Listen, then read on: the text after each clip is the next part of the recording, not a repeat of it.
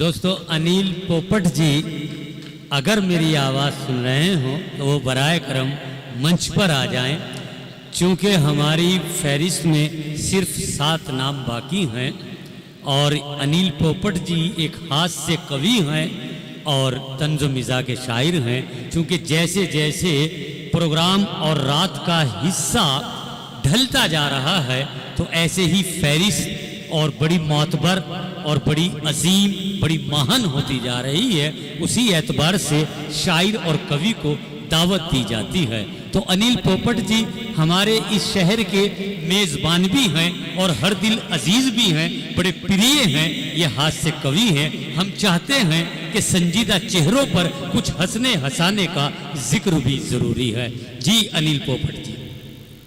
साथियों, हास्य एक ऐसी चिकित्सा पद्धति है कि दर्द कहीं और, दवाई कहीं से शुरू की जा, केवल हास्य के लिए सुने।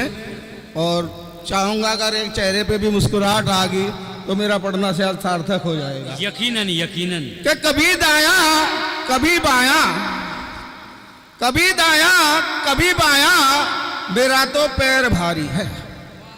क्या कहने। कभी दाया कभी बाया, मेरा तो पैर भारी है। चेहरे पर थकावट है, आंखों में खुमारी है। अनसुलझे से सवाल करती हैं कई आंखें। क्या कहने। अनसुलझे से सवाल करती हैं कई आंखें। मैं किस किस को समझाऊं कि घुटनों की बीमारी है। बहुत अच्छे, बहुत अच्छे, बहुत अच्छे। क्या कहने अनिल साहब, बहुत खूब। कि दर्द ने दिखला दी राह मुझे अस्पताल की। क्या कहने। दर्द ने दिखला दी राह मुझे अस्पताल की।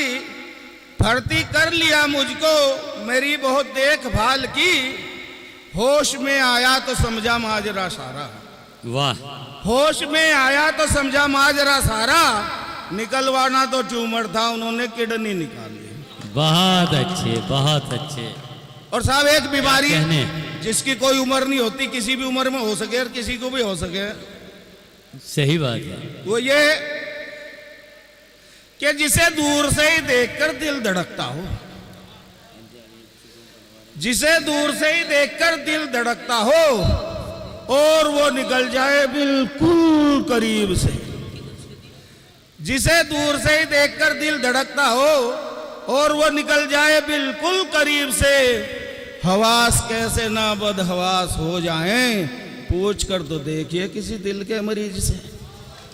क्या कहने। बहुत अच्छे, बहुत अच्छे।